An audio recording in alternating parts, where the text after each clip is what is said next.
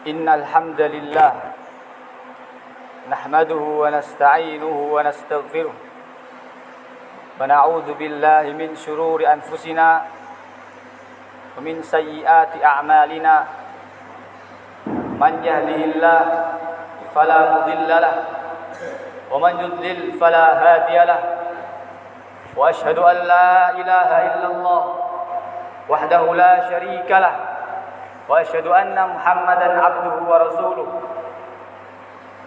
قال الله تعالى يا أيها الذين آمنوا اتقوا الله ولتنظر نفس ما قدمت لغد واتقوا الله إن الله خبير بما تعملون أما بعد. Jamaah salat Jumat yang semoga dirahmati oleh Allah Subhanahu wa taala.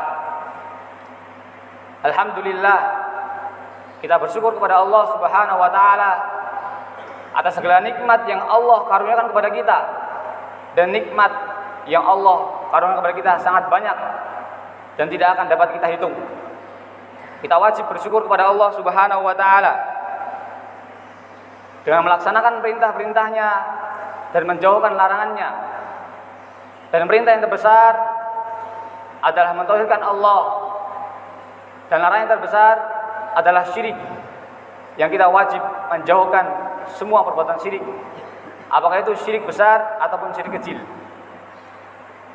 Jamaah salat Jumat yang berbahagia di dalam hidayah dan rahmat Allah Jalla Dzikruh. Di dalam sebuah hadis yang dikeluarkan oleh Al-Imam Al-Bukhari dan juga oleh Imam Al-Hadits yang lainnya,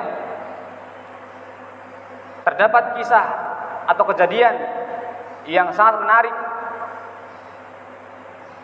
yang berharga bagi kita umat Islam,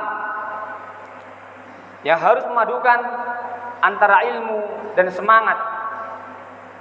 Ketika Rasulullah SAW salat berjamaah mengimami para sahabat, tiba-tiba masuk ke dalam masjid seorang sahabat yang bernama Abu Bakrah. Dia masuk ke dalam masjid, datang ke masjid dengan tergesa-gesa, cepat-cepat, dan nafasnya terengah-engah. Lalu dia ruku sebelum sampai ke saf. Kemudian dia berjalan ke saf. Perbuatan dia menimbulkan suara yang berisik, jalan yang cepat, dan nafas yang terengah-engah. Sehingga Nabi yang mulia Sallallahu Alaihi Wasallam mendengar suara yang berisik itu. Selesai sholat, Nabi Sallallahu Alaihi Wasallam bertanya,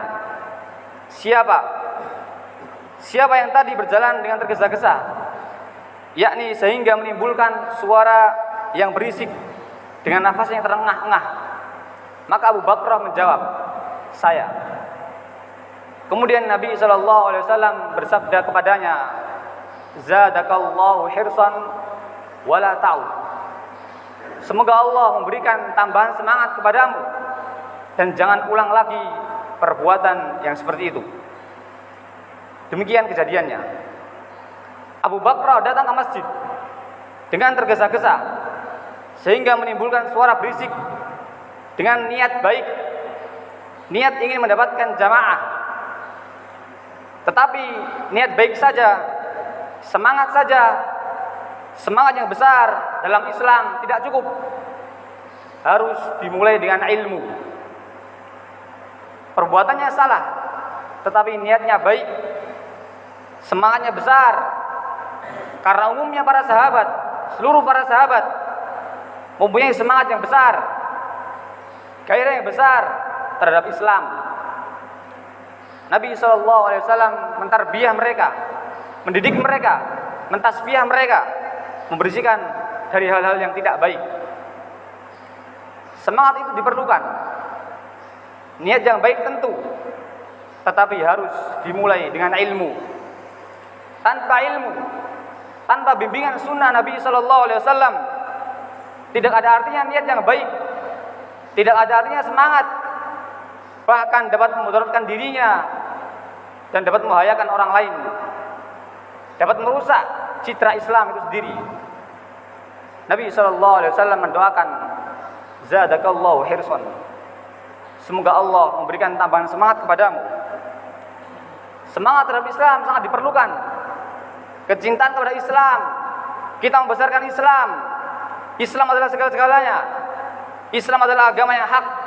Islam adalah agama yang sah di sisi Allah Subhanahu wa taala. Tetapi kita umat Islam harus berilmu. Kalau tidak, tindakan kita, perkataan kita, perbuatan kita, dakwah kita salah.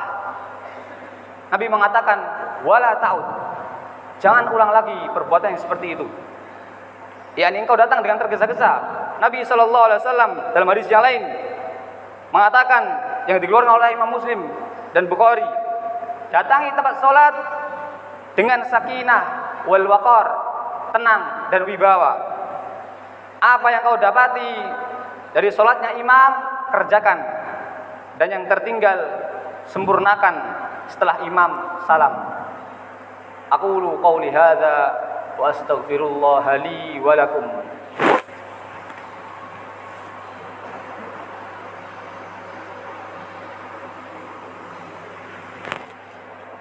Alhamdulillah hamdan katsiran tayyiban mubarakan fi kama yuhibbu rabbuna wa yarda. Wa sallallahu wa sallama ala an-nabiyyir rahmah wa ala alihi wa ashabihi wa man tabi'ahum bi ihsanin ila yaumiddin. Wa ba'd. Jamaah salat Jumat yang saya muliakan, dari kejadian itu kita tahu dan kita dapat mengambil ibrah, pelajaran, sebagaimana Rabbul Alamin berfirman, fa'tabiru ya ulil absar.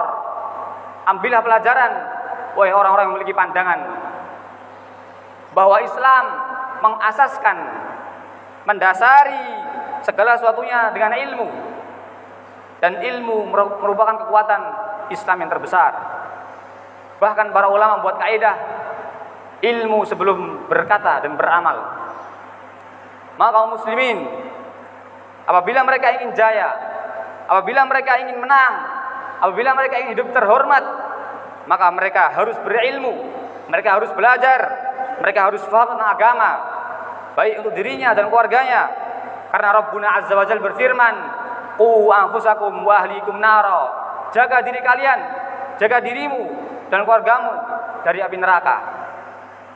Wa amur ahlaka bis shalah. Perintahkan keluargamu untuk salat. Nabi SAW bersabda dalam hadis sahih riwayat Bukhari Muslim, warrajulu ra'in ala ahli baiti wa huwa mas'ulun anhum. Dan seorang laki-laki, seorang suami adalah pemimpin di rumah tangganya dan akan ditanya mengenai tanggung jawabnya. Ilmu ini merupakan kekuatan Islam yang terbesar.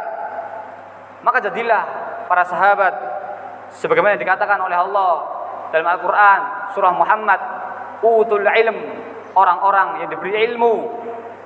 Disaksikan langsung oleh Rabbul Alamin bahwa para sahabat ridwanullah alaihim adalah orang-orang yang berilmu.